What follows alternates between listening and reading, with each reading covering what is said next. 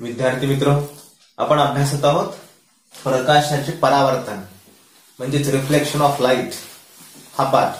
आणि या पाठामध्ये या अगोदर आपण दैनंदिन जीवनामध्ये असणारं प्रकाशाचं महत्व काय, प्रकाशामुळं आपल्याला दिसतं, ही सुंदर सृष्टी पाहता येते, वेगवेगळ्या रंगांची जाणीव आपल्याला प्रकाशामुळे होते.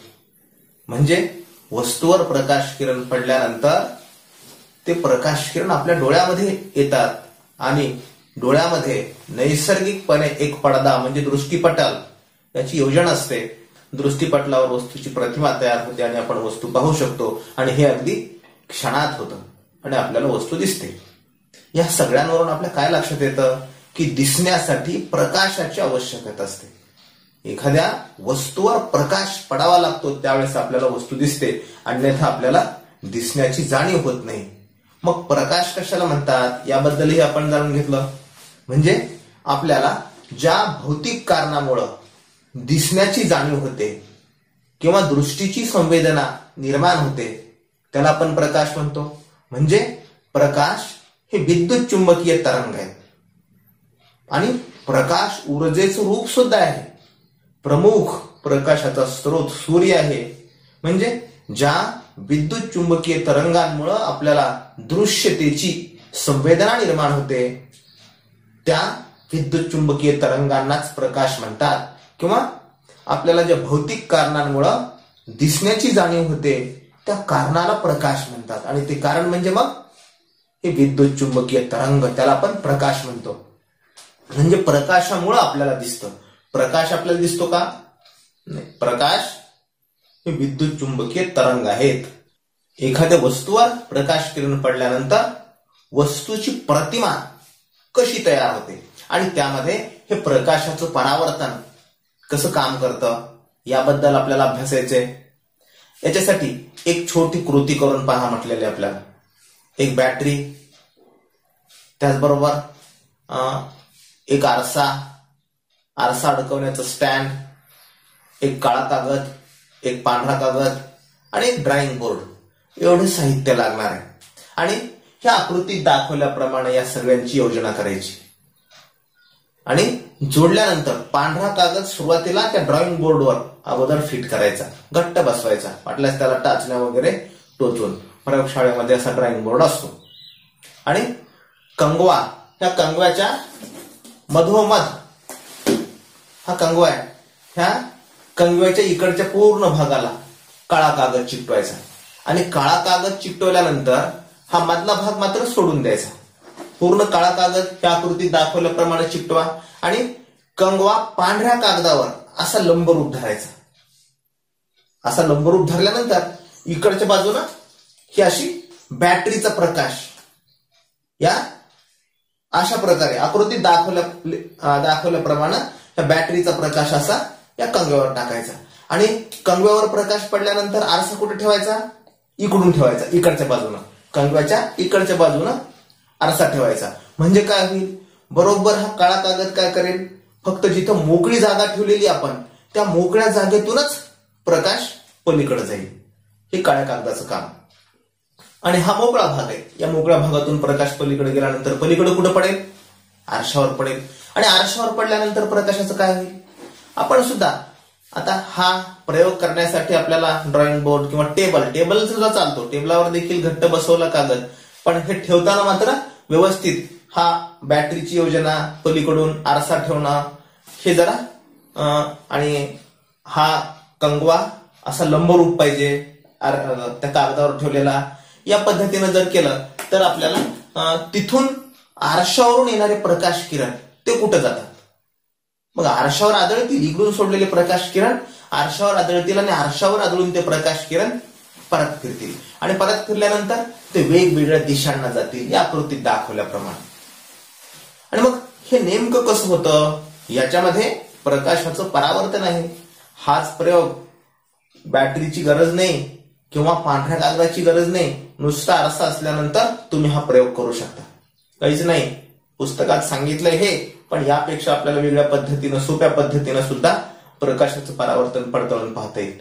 काय करा, आपण करतोय हे, तुम्ही केलेलं आहे लहानपणी सुद्धा आणि आजही करू शकता. फक्त आपल्याला आरसा आणि सूर्यप्रकाश, सूर्य उगवल्यानंतर सूर्याची प्रकाश किरण आरशामध्ये घ्यायची आणि आरशावर प्रकाश किरण घ्यायची आणि आपण घरामध्ये जिथं अंधारी खोली आहे किंवा जिथं ऊन नाही अशा ठिकाणी तिथं जर कोणी बसलं असेल तर आपण त्या बसलेल्या व्यक्तीच्या चेहऱ्यावर प्रकाश किरण असे चमकवलेले आहेत असं करून, किंवा भिंतीवर चमकवलेले आहेत. अंधाऱ्या खोलीमध्ये सुद्धा आपल्याला हे असे सूर्याचे प्रकाश किरण डायरेक्ट जर येत नसतील तर आपण आरशावर घेऊन हे प्रकाश किरण खोलीमध्ये पाठवतो की नाही. हे सुद्धा काय आहे, प्रकाशाचं परावर्तनच आहे. म्हणजे डायरेक्ट सूर्याची प्रकाश किरण खोलीमध्ये पोहोचू शकत नाही, म्हणून आपण काय योजना केली, आरसा घेतला आणि आरशावर प्रकाश किरण घेतली आणि नंतर आरशावर पडून इकडं खोलीमध्ये वळवले. हे असं आपल्याला किती वेळेस करता येईल, असंख्य वेळा करता येतं. समजा आरशावरचे प्रकाश किरण खोलीमध्ये घेतले, खोलीमध्ये सुद्धा एक आरसा ठेवला तर काय होईल, इकडच्या भिंतीवर ठेवला असला तर ते प्रकाश किरण आणखी पलीकडच्या भिंतीवर जातील. पलीकडच्या भिंतीवर ठेवला, थोडा तिरका करून ठेवला की आपल्याला पाहिजे त्या ठिकाणी प्रकाश किरण वळवता येते. म्हणजे आपल्याला हे असे वळवून, म्हणजे आरशावर पडलेले प्रकाश किरण भिंतीवर घेतले किंवा भिंतीवरच्या आरशावर घेतले, तिथून पुन्हा दुसऱ्या ठिकाणी घेतले, दुसऱ्या ठिकाणी आणखीन वेगळ्या ठिकाणी घेतले. हे असं असंख्य वेळा आपल्याला करता येऊ शकतं. आणि हे जे प्रकाश किरण आरशावर पडून आपण भिंतीवर घेतले किंवा इथे या प्रयोगामध्ये दाखवलेल्या देखील आरशावर पडले आणि ते वेगवेगळ्या दिशांना पसरले हे सगळे प्रकाश किरण. म्हणजे आरशावर पडलेले प्रकाश किरण वेगवेगळ्या दिशांना जातात. वेगवेगळ्या दिशांना गेलेले प्रकाश किरण म्हणजे हे परावर्तित प्रकाश किरण असतात. याच प्रकाशाच्या हे वेगवेगळ्या दिशांना जाण्याला प्रकाशाचं परावर्तन म्हणतात. म्हणजे काय, एखादा पृष्ठभाग, आरसा हा एक पृष्ठभाग आहे, एखाद्या पृष्ठभागावर प्रकाश किरण पडली तर त्यांची दिशा बदलते. म्हणजे मी भिंतीवर चेंडूचं सांगितलं होतं उदाहरण तुम्हाला, भिंतीवर चेंडू टाकल्यानंतर काय होतं, चेंडू परत फिरतो. तसंच एखाद्या पृष्ठभागावर प्रकाश किरण पडली तर त्यांची दिशा बदलते व ते परत फिरतात. या प्रकाशाच्या परत फिरण्यालाच प्रकाशाचं परावर्तन म्हणतात. आणि परावर्तन आपल्याला वेगवेगळ्या पद्धतीनं पडताळून पाहता येतं. म्हणून हा प्रयोग, तसंच आपण आरसा आणि सूर्यप्रकाश यांच्या साहाय्यानं सुद्धा आपण हे प्रकाशाचं परावर्तन पाहू शकतो. आणि प्रकाशाचं परावर्तन झाल्यामुळं आपल्याला याचा फायदा किंवा उपयोग काय, वस्तूवर ज्यावेळेस प्रकाश किरण पडतात, वस्तू दिसण्यासाठी या प्रकाशाच्या परावर्तनाची आवश्यकता आहे.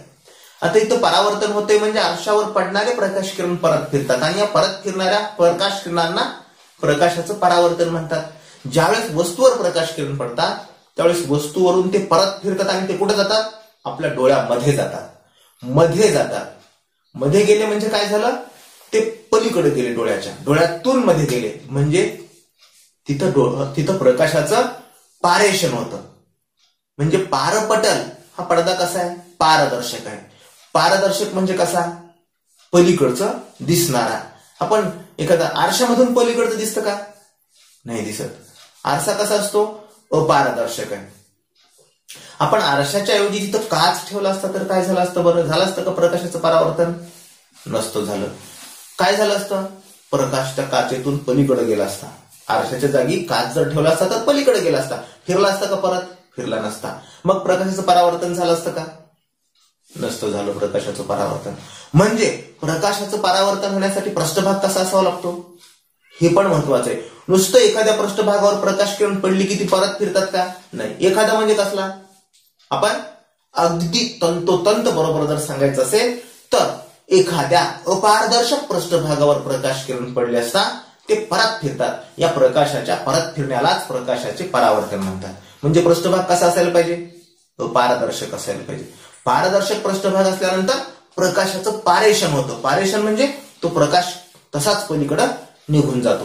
आणि डोळ्यामध्ये प्रकाश वस्तूवर पडल्यानंतर बघा, पारदर्शक वस्तूवर प्रकाश किरण पडल्यानंतर सगळ्याच वस्तू आपल्याला दिसतील का, तिथं शून्य परावर्तन होतं असं नाही, परंतु बऱ्याच प्रमाणामध्ये प्रकाशाचं पारेषण होतं आणि काही प्रमाणामध्ये परावर्तन होतं. म्हणून आपल्याला ती देखील वस्तू दिसते, परंतु कधी कधी आपली गल्लत होते किंवा आपण चुकतो सुद्धा. बघा, एखाद्या मॉलमध्ये किंवा शहरामध्ये मोठमोठी दुकान असतात आणि आता काचेचा वापर दुकानाच्या दरवाजांना सुद्धा केलेला आहे. किंवा मोटारसायकल किंवा मोठ्या वाहनांचे जे शोरूम आहेत त्यांना बाहेरून काच लावलेले आहेत आणि काच लावण्याचा उद्देश काय, मधल्या गाड्या दिसाव्यात ग्राहकांना.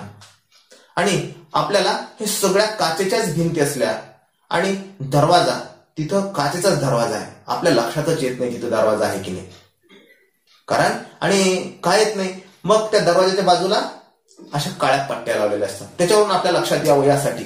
अन्यथा काय होतं, आपल्याला दरवाजा आहे की नाही हे कळत नाही आणि आपण तसंच घुसतो, समोर एकदम काच लागतो आपल्या, आपण धडकतो त्याच्यावर जाऊन. का बरं, कारण आपल्याला स्पष्टपणे तो दरवाजा लक्षातच आला नाही. त्या काळ्या पट्ट्या जर नसतील लावलेल्या तर कधी कधी असं होतं. आणि जर त्या लावल्या असतील तर आपण त्याला जाण्याच्या अगोदर असं ढकलतो, हातानं पुश करतो आणि नंतर आपण पलीकडे जातो. अन्यथा बघा असं होते की नाही, होते असं, आपण तो काचेचा दरवाजाच पाहू शकत नाहीत. का नाहीत पाहू शकत, न दिसणे इतपत तो लहान असतो का, नाही, परंतु तिथून प्रकाशाचं परावर्तन न झाल्यामुळं आपल्याला तो दरवाजा लक्षात येत नाही आणि आपण त्याच्यावर जाऊन धडकतो. अरे बाप रे, इथं दरवाजा होता का, दिसलाच नाही, काचेचा दरवाजा आहे, असं होतं. मग म्हणजे काय, पारदर्शक पृष्ठभागावर प्रकाश किरण पडले असता त्यांचं परावर्तन हे अपारदर्शक पृष्ठभागावर प्रकाश किरण पडल्यानंतर जसं स्पष्टपणे आपल्या लक्षात येण्याजोगं असतं किंवा जास्त होतं तसं होत नाही. म्हणून तिथं आजूबाजूला काळ्या पट्ट्या किंवा रंगीत रेडियम वगैरे चिकटवलेलं असतं. म्हणजे काय, तिथून प्रकाशाचं परावर्तन व्हावं ना आपल्याला बाजूची चौकट दिसली की मग मध्ये काहीतरी दरवाजा आहे ही बाब आपल्या लक्षात यावी यासाठी.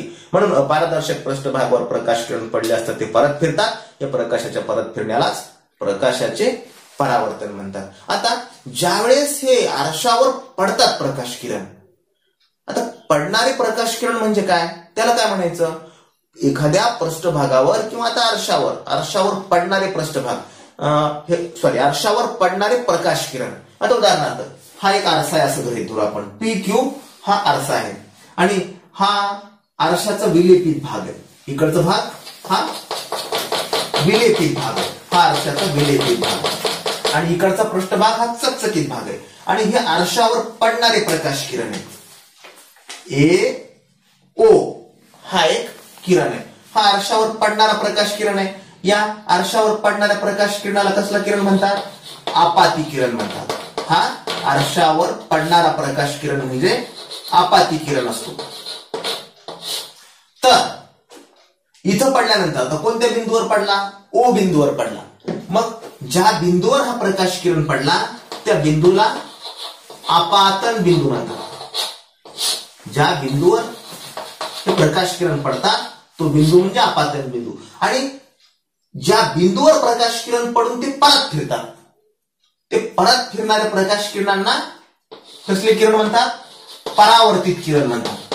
म्हणजे आरशावर आपातन बिंदूवर प्रकाश किरण पडल्यानंतर जे प्रकाश किरण परत फिरतात त्या परत फिरणाऱ्या प्रकाश किरणांना परावर्तित प्रकाश किरण म्हणतात. म्हणजे आपल्याला 2-3 बाबी लक्षात आल्या. आरशावर पडणारे प्रकाश किरण म्हणजे आपाती किरण असतात, जे प्रकाश किरण एखाद्या पृष्ठभागावर पडतात ते आपाती किरण, ज्या बिंदूवर पडतात तो बिंदू म्हणजे आपातन बिंदू आणि ज्या बिंदूवर पडल्यानंतर त्या बिंदूमधून परत फिरतात ते म्हणजे परावर्तित प्रकाश किरण असतात. आता आपण हा आरसा ठेवल्यानंतर ही मध्यभागी एक अशी रेषा काढली. ती कशी काढली, या आरशाला पूर्णपणे लंबरूप काढली. लंबरूप म्हणजे काय, इथं तयार होणारा कोन कोणता, हा N, आपण इथं N नाव दिलं. इथं तयार होणारा कोन हा 90 मापाचा असला पाहिजे. म्हणजेच काय, अँगल कोणता, हा PON, हा कोन कोणता, कोन PON, कोन QON आणि कोन QON. बघा याला असंच वाचता का तुम्ही, QON.